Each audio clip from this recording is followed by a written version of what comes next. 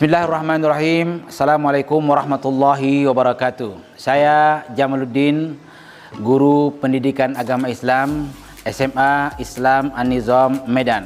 Apa kabar anak-anak pada pagi yang berbahagia ini? Mudah-mudahan pertemuan kita ini adalah pertemuan yang diberkahi oleh Allah, dan mudah-mudahan Allah berikan kekuatan dan kesehatan kepada kita. Bismillahirrahmanirrahim. Assalamualaikum warahmatullahi wabarakatuh. Anak-anak, kita lanjuti pembahasan kita. Yang lalu sudah kita bahas dua pembahasan. Yang pertama tentang Al-Quran. Sekarang yang sebelumnya itu Al-Quran. Setelah Al-Quran kita bahas tentang hadis. Nah, kita masuk yang berikut, disebut dengan ijtihad.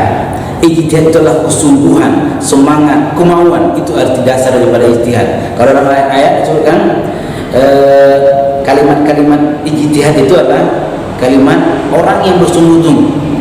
Wajahidu fi sabilillah, orang-orang yang berjihad. Makna jihad itu bersungguh-sungguh. Nah, ternyata sumber hukum dalam Al-Quran ini ada disebut Al-Quran, ada disebut dengan sunnah, ada disebut dengan ijtihad. Ijtihad adalah urutan ketiga.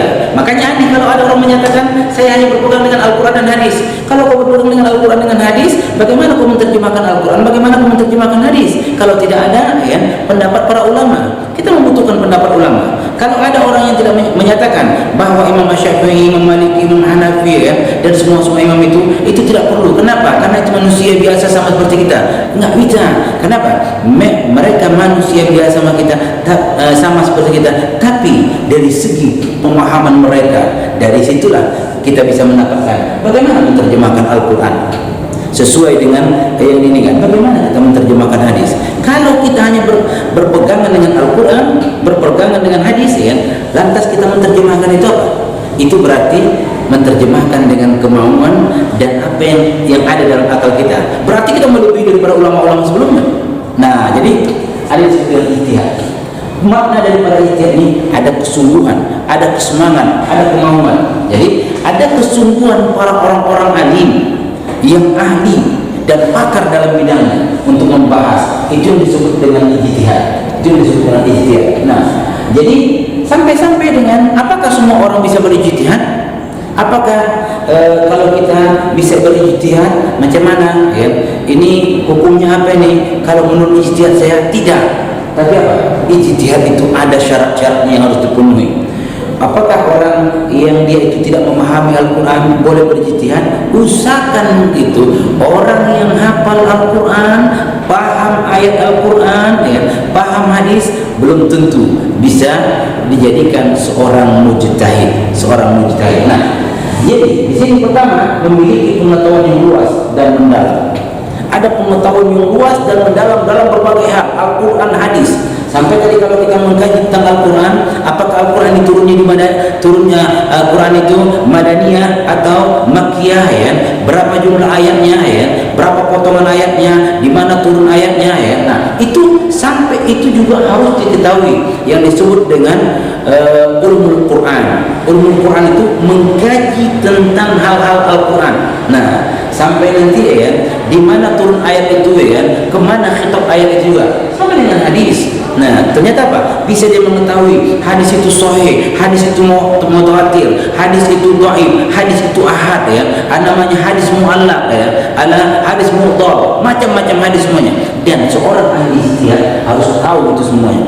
Pemikirnya luas dan dia harus tahu dengan keadaan alam apa ini sekitarnya, keadaan negara, sehingga bisa menentukan satu ijtihad. Yang kedua, paham bahasa Arab, ilmu tafsir, usul fikih, ilmu tarikh. Dia paham. Nah, bahasa Arab, bagaimana dia bisa menjadi seorang ijtihad kalau dia tidak memahami bahasa Arab? Karena ada bahasa Arab sama maknanya tapi peletakannya berbeda. Sama maknanya seperti dalam Al-Quran ada kalimat nur, ada kalimat adiyah nur dan adiyah kalau dalam terjemahan bahasa Indonesia sama-sama cahaya, tapi dalam penafsirannya berbeda. Nah, dalam penafsiran berbeda. Ada dalam hadis dakhala maknanya masuk, tapi di situ bagaimana? Beda lagi maknanya. Jadi apa? Dia harus paham tafsir, ilmu tafsir. Maka semua yang terkait dengan ayat Al-Quran sampai dengan asbabun nuzul ayat dia tahu. Ilmu usul fikih. Nah, usul fikih ini bisa dia mengistimbat hukum dari perbandingan tersebut. Tadi sejarah bagaimana sejarah pada zaman Rasul, zaman sahabat, zaman tabi'in, ini semuanya. Subhanallah. Ternyata bukan sembarangan menjadi seorang yang mujtahid. Paham cara merumuskan istinbat hukum. Nah, jadi setelah dilaga itu semuanya dapat merumuskan satu hukum. Ijtihad ini disepakati oleh semua ulama. Oke, maksud kita yang berikut memiliki keluhuran akhlak yang mulia. Akhlak yang mulia artinya apa? Dari segi akhlak mulia. Nah, kedudukan ijtihad adalah sebagai sumber hukum dalam Islam, sumber hukum. Maka ada bentuk-bentuk ijtihad namanya ijma. Ijma ini kesepakatan ulama. Bagaimana kesepakatan ulama dengan satu hukum, satu hukum. Contoh ada disebut dengan al-adatul muhakkamah. Adat itu bisa menjadi satu hukum. Contoh, satu kampung menjual binatang ternak, kita buat saja kambing dijual. Dan di kampung juga ada penjualan itu. Kalau di sini dijual kambing, tapi talinya tidak ikut, kita membeli, talinya ditanggalkan, tali yang kita bawa itu diikatkan. Tapi kalau di kampung lain menjual kambing beserta dengan tali-talinya, itu namanya adat menjadi muhakkam. Kalau kita di sini naik angkot, ya, naik dulu baru bayar. Kalau kita negara Timur Tengah, ya, dia itu nggak bayar dulu baru duduk. Itu jadi hukum. Nah, itu. Nah, di antaranya ijma. Ijma ini kesepakatan para ulama memutuskan satu hukum, dan seluruh dunia, ya, sepakatlah ulama tentang hukumnya haram atau halal. Nah, ada kesepakatan. Seperti apa hukum daripada ganja. Sebenarnya ganja boleh, tapi apa? Karena salah menggunakannya itu yang memudaratkan, maka muncul orang yang salah menggunakannya, maka terjadilah hukumnya haram. Sepakat ulama, sepakat ulama. Nah, dan yang kedua disebut dengan kias. Kias ini perbandingan. Sekarang tidak ada khamar, yang ada tua. Mana ada dalam Al-Quran tua? Tapi apa? Ini tua, ini khamar. Dibandingkan, sama-sama memabukkan, sama-sama memudaratkan, maka itu sudah hukumnya jadi haram. Itu namanya kias. Kias itu memperbandingkan. Maslahatul mursalah, ya, maslahat, ya. Nah, dilihat maslahat di situ, ya, maka bisa menjadi satu hukum. Nah, ini bentuk-bentuk ijtihad ini banyak lagi, masih banyak. Berbeda imam mazhab, berbeda juga kan, ya, bentuk ijtihadnya. Tapi ini jadi satu hukum bagi kita. Oke, kita lihat lagi. Ada pengertian hukum Islam bahwa ada hukum wad'i. Hukum wad'i itu adalah hukum perintah Allah yang merupakan sebab dan syarat. Ada sebab dan syarat. Nah, muncul ini. Nah, hukum wad'i. Nah, yang kedua adalah hukum taklifi. Hukum taklifi itu yang diberatkan kepada kita. Disebut wajib. Ada sunnah, ada haram, ada makruh, ada mubah. Nanti wajib terbagi dua. Ada wajib ain, ada wajib kifayah. Wajib ain itu wajib kepada kita secara pribadi. Solat itu wajib kepada kita secara pribadi. Solat jenazah itu wajib kifayah. Kalau seandainya wajib, definisi begini.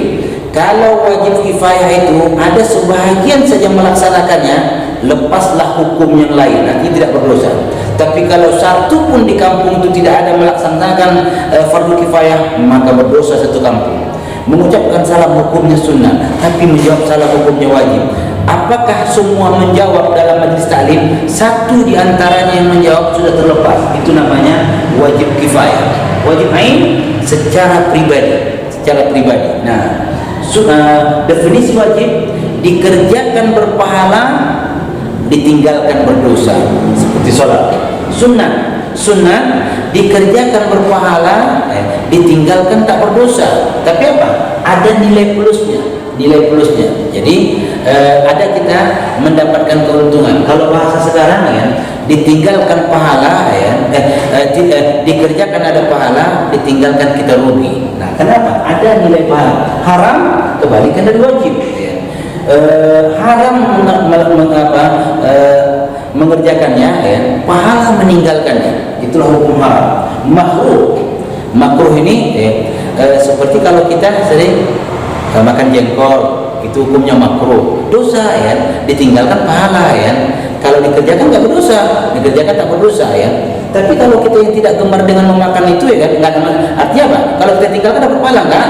Nggak dapat pahala. Kenapa? Memang kita tidak gemar memakan itu. Kalau orang yang hobi memakan itu, yang suka dia memakan itu, kalau ditinggalkannya dapat pahala, kalau dikerjakannya tidak dosa. Nah, mubah ini seperti makan, mau makan, mau tidak.